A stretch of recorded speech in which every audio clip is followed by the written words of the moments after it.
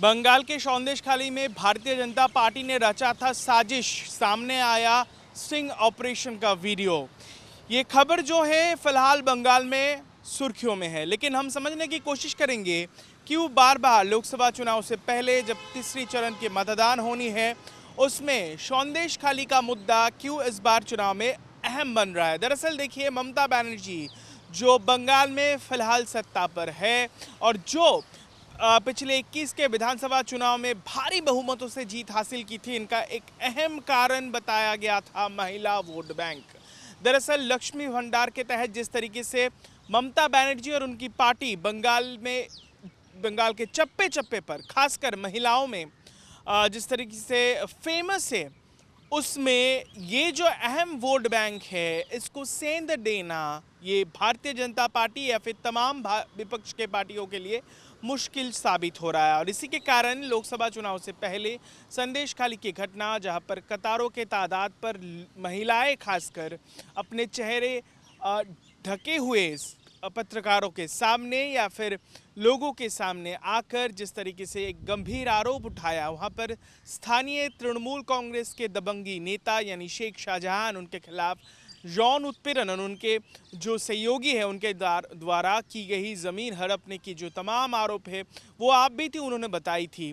ये कहानी वैसे ही दर्दनाक है और इसी के कारण हमने देखा कि फुल सौंदेशखाली एपिसोड के दौरान भारतीय जनता पार्टी जो है उन्होंने सीधा निशाना ममता बनर्जी की सरकार पर साधा। दरअसल महिलाओं को लेकर क्या रुख है तृणमूल कांग्रेस पार्टी की, वो उन्होंने सुनाई थी। लेकिन मौजूदा हालात में जैसे भारतीय जनता पार्टी के तमाम नेता सौंदेशखाली के मुद्दे को अहम बनाने की कोशिश कर रही है। मैं जिक्र करना चाहूँगा प्रधानमंत्री या फिर अमित शाह या फिर जेपी नड्डा जब बंगाल में वो चुनाव के रैली करने आए हैं। दरअसल इस बार भी 24 के लोकसभा चुनाव से पहले जो देखने को मिल रहा है कि लगातार जो है एक से ज़्यादा जो रैली जो है अमित शाह, प्रधानमंत्री नरेंद्र मोदी, तमाम नेता, दिग्गज नेता जो भारतीय जनता पार्टी के वो कर रहे हैं। उन सभी रैलियों में प्रधानमंत्री अमित शाह, जेपी नड्डा सहित तमाम जो बीजेपी के नेता है वो इसी मुद्दे को उछाला है।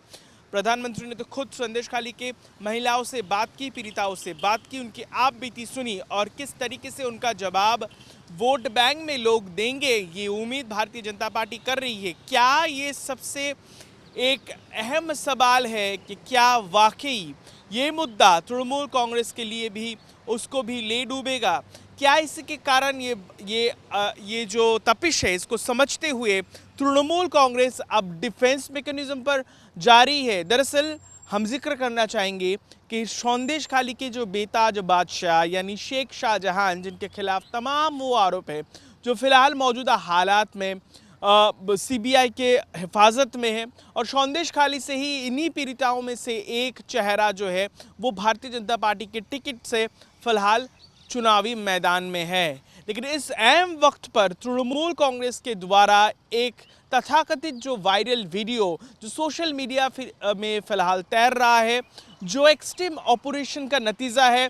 तृणमूल कांग्रेस, ममता बनर्जी, अभिषेक बनर्जी पिछले 2 दिनों में जितने बार पॉलिटिकल रैली की है, चाहे वो कृष्णनगर में हो, चाहे वो मालदा में रहा, चाहे वो बीरभूम में रहा, इन सब इलाकों में जब तीसरी चरण की मतदान बंगाल में होना है, इन सब का विरोध किया गया है, इसका जिक्र किया गया है।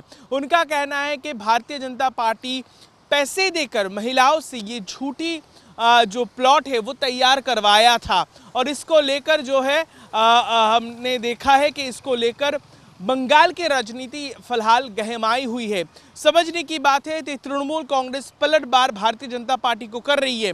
जिस शख्स को इस स्टिंग ऑपरेशन में के दौरान देखा जा रहा है वो भारतीय जनता पार्टी के सौंदेशखाली के लोकल लीडर है और वो मंडल नेता है, तो इसके चलते उसका जुबानी सुन सकते हैं और जिसको लेकर एक काउंटर नैरेटिव, एक काउंटर दबाव तृणमूल कांग्रेस तैयार कर रहे हैं। दरअसल सब कुछ रची गई थी, सब कुछ तैयार किया गया था, एवरीथिंग वाज प्लॉटेड।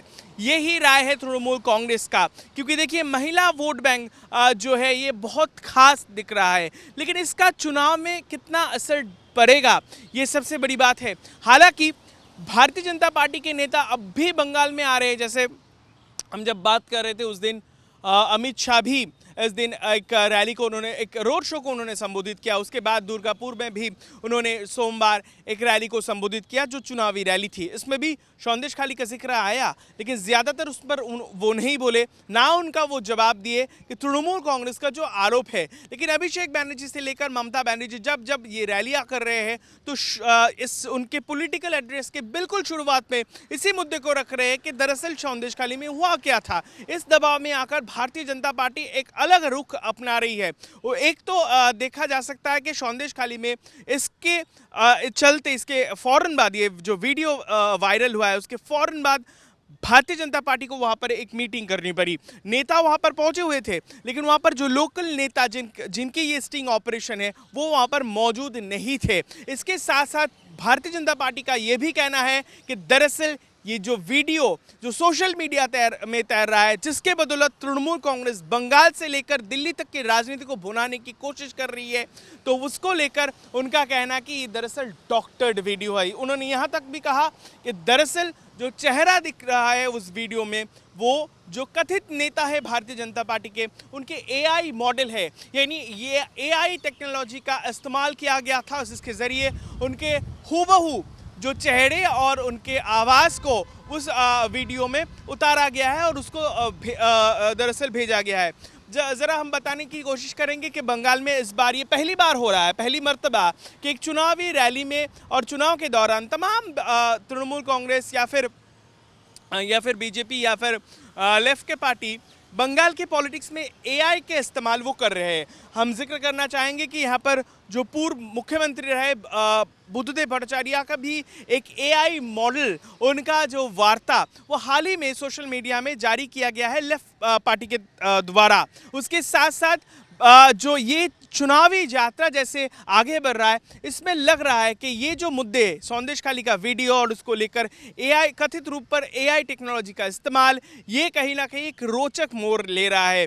दरअसल आकलन यही है कि सौंदेशखाली के मुद्दा तमाम पार्टी, चाहे वो बीजेपी या फिर तृणमूल, दोनों के लिए बेहद खास है।